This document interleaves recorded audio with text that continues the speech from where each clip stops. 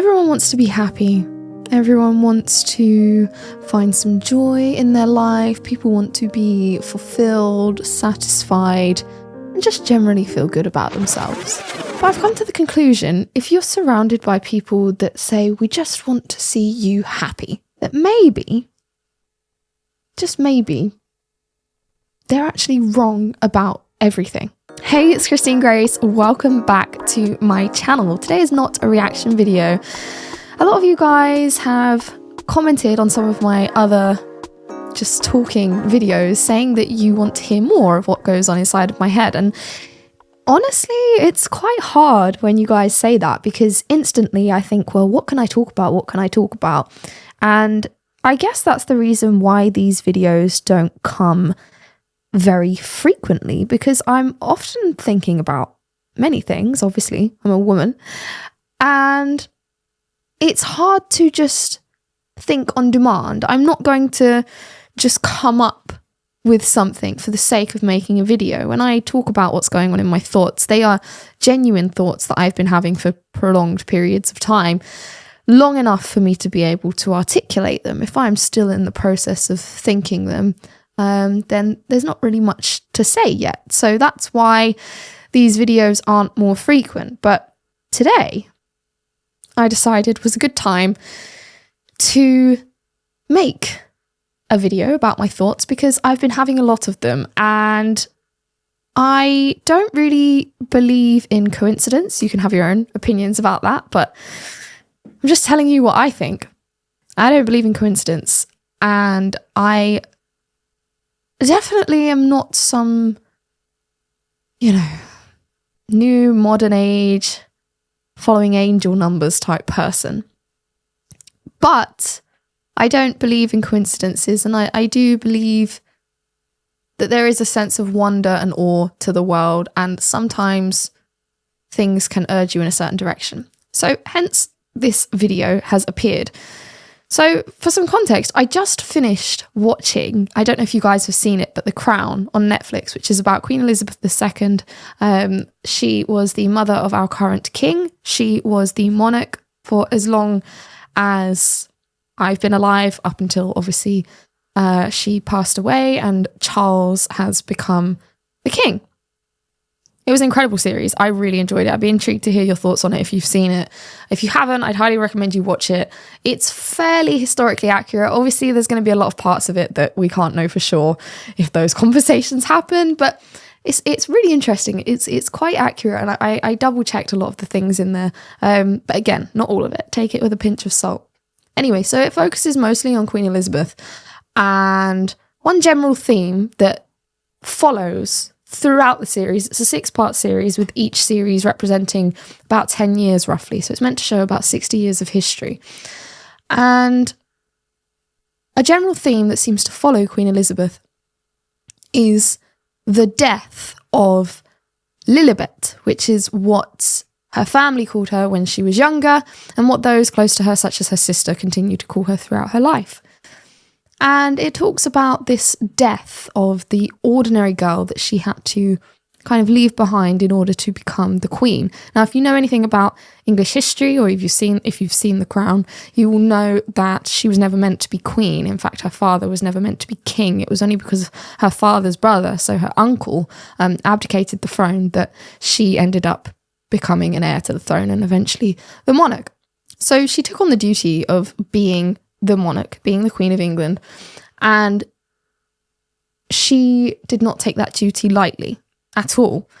And even so much so when it meant she wasn't able to be an entirely present mother, and she had to disappoint a lot of members in her family, and she had to, most importantly of all, she had to endure a lot of pain in her life because of this duty, but nonetheless she continued it. Now, obviously, this is an exceptional circumstance. In most cases, I would say, mother comes first. Being a mother is a top priority. And certainly, I think that was the issue for the likes of people such as Princess Diana. She struggled to put duty before family. Now, I think most women should be this way inclined.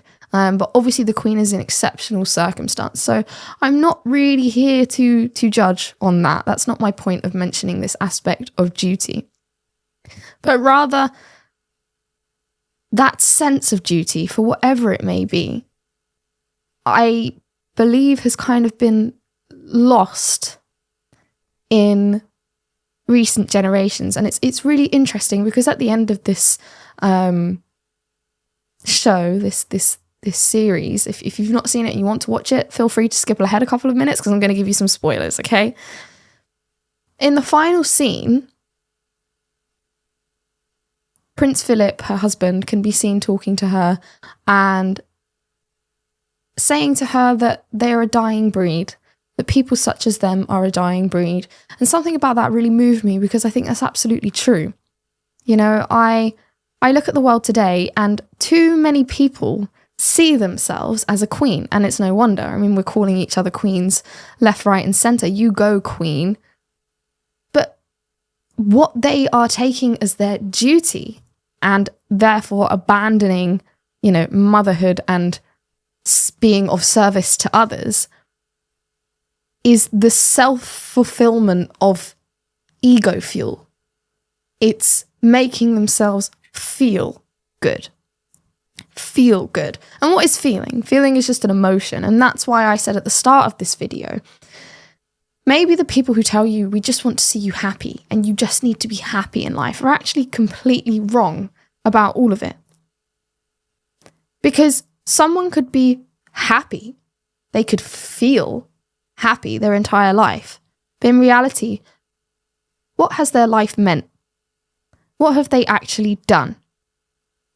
And that's the difference between, you know, I guess, a life well lived by some people's measures is feelings only exist within you. And you could argue, well, how you feel affects other people. But I personally think that depends on the kind of person that you are. Because I often see this in men. It's very easy for women to say, oh, well, how you feel affects those around you, because we don't take our duty very seriously anymore. We don't take our duty as women, as human beings, very seriously anymore because we think we are the queen. We think we're at the centre of all of it. Even the queen herself took her duty seriously. Whereas men still seem to understand, at least to a degree, their duty. You know, men in my life, men I've met, when you're in a bad mood, when they are in a bad mood, you'd rarely know. Because they understand that life is about what you do, and they understand that if they let their emotions take over their actions, then that's something they're doing, and therefore they're doing something that may not be of service to others. And that was just something that really moved me about the Queen, is that her whole life was dedicated to the service of others. And I think that's the whole point of all of it. All of this. All of existence. We're not here for ourselves. We're here for each other. Otherwise, there'd only be one of us. So we're here for each other. And, you know, we procreate, and therefore we find each other and we blend together. You know, marriage, we become one. So why is the modern mindset of that the other person ought to be in service to us, especially as women?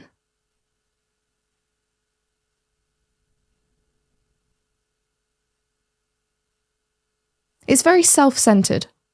It's very self-centered, and it is mostly a women's problem in the modern day. If I go on, you know, let's just say Instagram. I don't have TikTok, but I imagine TikTok is like Instagram on steroids. If I go on Instagram and I go take a look at women's content, as you guys know, I've mentioned this before, I follow a lot of sort of popular female influencers to see the kind of stuff that most modern women are consuming. Equally, I also follow, you know, typically, what would you call it? Accounts that are for guys, you know, like Male Motivation, David Goggins, the likes of these kind of guys. And one thing I notice is that with men, this sense of duty is always there. Now, a lot of women may argue, but Christine, like, the men's content is just as selfish because they're telling them, you know, it's all about them and bettering themselves. True, and I believe everyone ought to better themselves for themselves. But it's the measurement. The way men measure their success in life, and then they're not even talking about happiness. We'll get to that in a second. But the way men measure their success in life is to the degree in which they are useful to those around them. You know, what are you doing for those around you? How are you taking care of things? It's all about this sense of duty, of being service to others. Now, obviously, these guys will typically feel good because they've worked incredibly hard to feel good and they look great. But ultimately, the measure of it is for what they can do for others. Now, let's just go over to the female side of the internet for a second. You've got all this talk of self-improvement and taking care of yourself, which essentially, by Instagram standards, just comes down to covering your face in a bunch of chemicals and giving yourself an early cancer diagnosis. But that aside, it's making yourself happy. It's all about feelings. And you could argue that there is still a duty there and a service to show up for yourselves, just as there is for the men. But the measure is different. So yes, you have to show up for yourself every day to, you know, get ready, be presentable, go to the gym, make sure you're eating well, cut out bad habits. But even for the women who are doing all of that, the measure never seems to be to the degree of which you are of service to others. The measurement is to the degree in which you are happy. It's about how we feel. How do we feel about this? How do we feel about that? It's all ego-fueled. And I'm not saying that the men don't have that problem too. And I think there is a healthy degree of ego for people. You need to have a certain amount of drive. You know, if we wasn't meant to have any ego at all, then, you know, whatever you believe, God wouldn't have given us one. So it's there. It has a use. I just think the problem is that it's taken over. As women, we're not measuring ourselves anymore by our service to others. It's all about what we can do for ourselves and how to make people resent us. You know, you see a breakup video for a guy and it's get yourself in the gym, make yourself the best version of yourself so that you can attract new people, right? Whereas for women, it's often maybe go to the gym, but often just put a bunch of makeup on, wear a provocative outfit and go out so that he can see what he's missing. It's about revenge. It's about resentment. So something's gone really wrong with women because I think what was said at the end of that series is true when it comes to women. I don't think there are many women that think about how they can be of service to others, but only of how they can be of service to themselves. And obviously I'm generalizing here. You know, I obviously know people in my life who take service very seriously. I mean, my mum, for example, is one of those people. She noticed smoke coming out of someone's house the other day and, you know, felt a need to go over and check what it was. And it was just their boiler. But it's that kind of thing. You know, we had power cuts around our neighbourhood recently. And, you know, my mum made sure to go to all the houses and let them know if they needed a cup of tea or if, you know, they wanted to come and watch our telly or anything like that. You know, they're more than welcome. So I'm not saying that these people don't exist, but again, I just want to highlight, like, my mum is a different generation and how many young women are thinking about how we can be of service to others. And even the you know, the trad wives and stuff. Like, I love the fact that they are in service to their husbands and they take that seriously. I will give them that. But women in the community used to serve the elders in the community, you know, help look after each other's children. So I just wonder how much of that is going on anymore. It's just some things that I've been thinking. And it was definitely a prompt for me to make this video because I just finished watching that series, I was taking a break in between recording, having some lunch, and I'll usually watch something whilst I'm having my lunch. And yeah, I just finished it, and then I have come to my emails to see what you guys have sent me, what you want to see my reactions to, and this was the first thing that came up. So I'll just show you quickly. Do you have any advice for newlyweds? Yeah. Cool. When did you guys get married? 10 months ago. 10 months ago. Well, congratulations. That's a lovely thing. Well done. I'll answer this boringly. Just be of service. Don't think about, as individuals, don't think about what you want. Think about what you have to offer. We all got to serve someone, right? Might as well be the other half. Might as well be the person you love. I think people... Esther Perel. Do you know Esther Perel? She's very good on relationships. Brilliant writer. And she's got this brilliant thing about it's not 50-50 in a relationship ever. Some days you come home and you're a 10. You're exhausted. You're tired. And your partner needs to be a 90. They need to make dinner and take care of the laundry and do everything for you. And some days you come home and you're a 60 and they're a 40. You're a 30. They're a 70. You need to kind of match up. And then on aggregate, it works out to 50-50 over a long enough timescale. Good luck.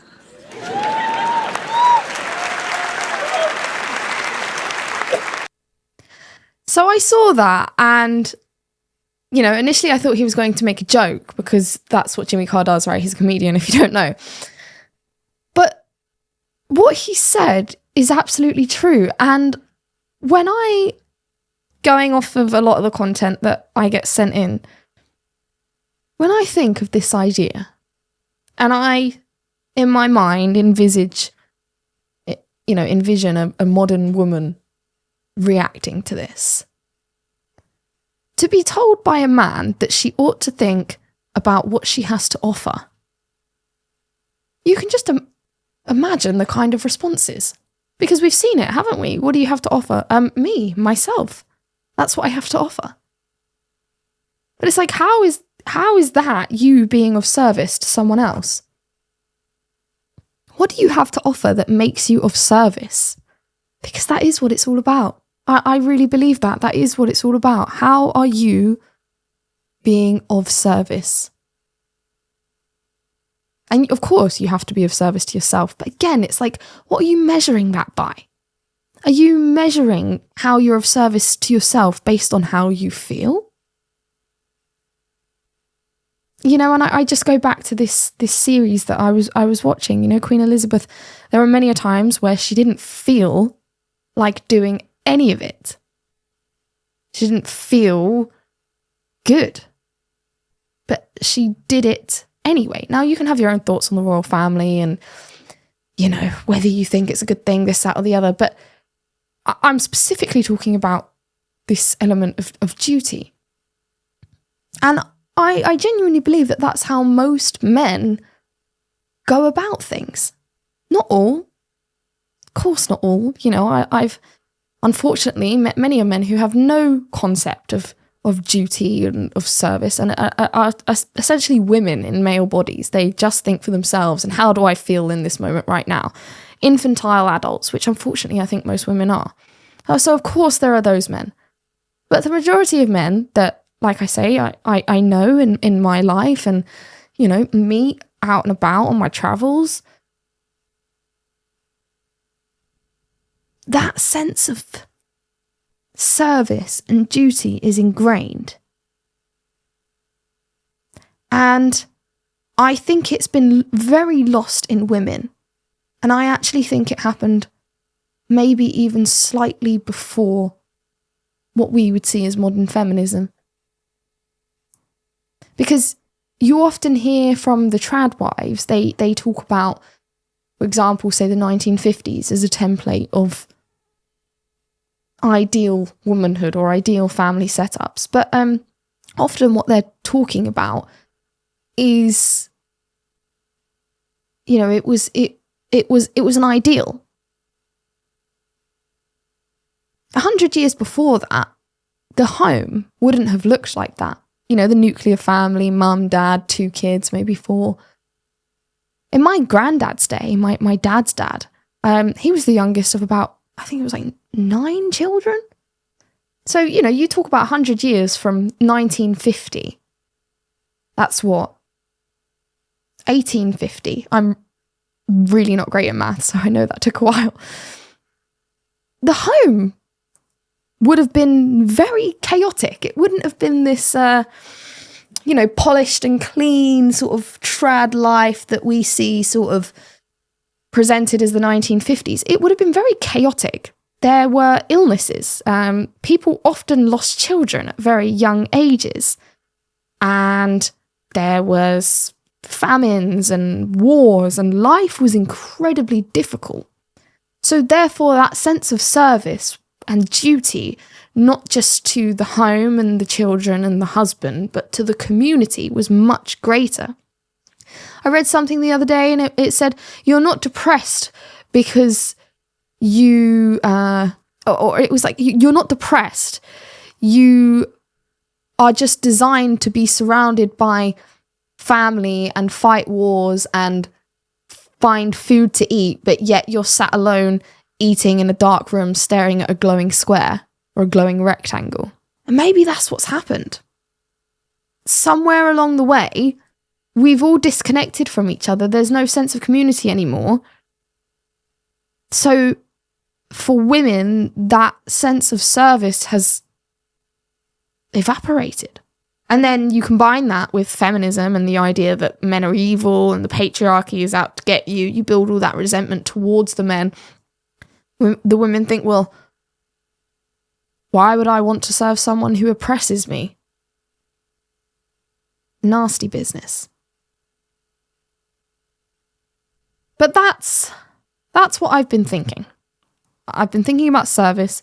I've been thinking about duty. And I've just been thinking about how none of the thinking and none of the feeling matters. Even though I'm sat here talking about it, which is, I guess, there's a certain irony to that. But none of it matters. None of it matters. It's about what you do. And as far as I can see, the modern woman boss babe archetype, there is nothing they are doing that will ever matter to anyone. And unfortunately, I don't know how we're supposed to instill that level of service and duty back into women. Because life is too comfortable now. The only way to do it would be for some drastic disaster, which obviously I'm not wishing for. It just seems for men that drive to serve others and that dutiful nature has stayed fairly consistent. Now, of course, it's a lot harder as a guy now to get motivated about stuff because of that. There's not really a war to fight in. You don't have to go and, hunt for your food, this, that, and the other. But still, just in general, the fact that men still want to be providers and protectors, that sense of duty and the measure, especially when I see these other motivational guys, they measure their success not by how they feel, but by how they affect those in the world around them. Yet as women, we measure our success not by what we do to those in the world around us, but by how we feel on the inside, which is essentially insane because no one can feel or see that except for us. And maybe that's why we feel a need to constantly speak outwardly and tell people how we think and how we feel and constantly need to talk about it all, because maybe we think if we get it out and we make it real, then it justifies it. It justifies our selfishness because now everyone else understands how we feel, so they must understand how important it is. But the truth is, ladies, none of us are queens. We're all servants. And we all ought to be servants. And I actually think that there is great fulfillment that can come from willingly taking on that service. I could be wrong, but I would just encourage people to try it. I just wish people would try. It would be really interesting, wouldn't it, to watch a documentary where we take like a bunch of OnlyFans women or, really career-driven women, the kind of women who are very lost and confused, and they say things along the lines of, I'm not ready yet, I'm not ready for a family, and they might not say it outwardly, but they have this in the back of their mind, this idea that, having a husband and having a family, like I'm not ready to give up on me yet. You imagine if Queen Elizabeth said, I'm not ready to give up Lilibet yet. Definitely wouldn't have left behind the legacy that she did. But it'd be really interesting to watch that documentary, to take those women and just for a couple of months, make their lives about service. Because whilst these women might seem really happy to us on social media, and they go on Piers Morgan and whatever and say like, oh, my kids can cry in a Ferrari, but I'm getting rich. And it's easy to look at people who are that rich and go, well, it's rather tempting. But how do they feel actually on the inside? Their ego feels good because they're just listening to it. But how does their soul feel? It'd be really interesting to see if we could notice any shift by doing an experiment like that. But you have no way to make it a fair test, do you? Because they've already made the money. And you'd probably have to pay them to do a show like that in the first place. And would they be able to think outside of the ego and outside of not making it a big press stunt? Wishful thinking, I guess. But that was it. Those were my thoughts. Service and duty.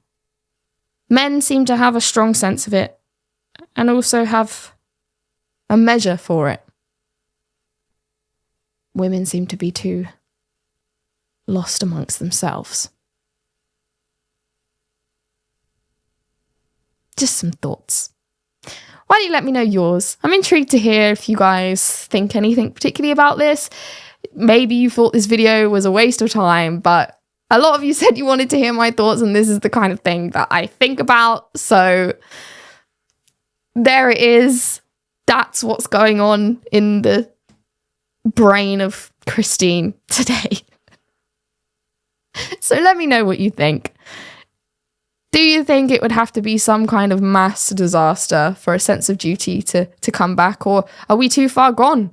If a mass disaster was to happen, would there be no duty or service from women? Women fought in the wars. Not fought, but women were part of the wars. World War I, World War II.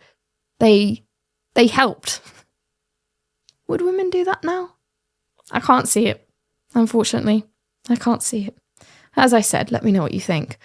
If you like this video, please do give it a thumbs up on your way out. Be sure to subscribe to the channel and hit the notification bell to keep up to date with all of my content.